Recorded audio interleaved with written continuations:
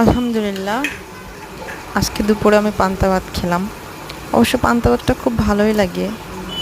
আজ অনেক বৃষ্টি হচ্ছে, হয়তো বা বৃষ্টির দিনে পান্তা ভাত একটু অন্যরকম, তবু আমার কাছে মন্দ লাগে না। আলহামদুলিল্লাহ, আমি আল্লাহর কাছে শুকরিয়া আদায় করতেছি যে এটা আমার রিজিকে ছিল। এই জন্য আমি পান্তা ভাতই খেলাম। বৃষ্টির দিনে সাধারণত মানুষ গরম গরম খিচুড়ি, বৃষ্টির দিনে সাধারণত মানুষ খিচুড়ি খায়, গরুর মাংস বোনা, ইলিশ মাছ ভাজা, এটা একটা কমন খাবার।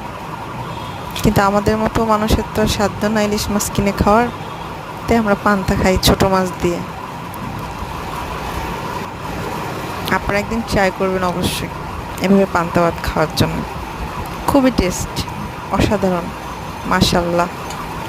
আমার কাছে খুবই ভালো লাগছে, আলহামদুলিল্লাহ।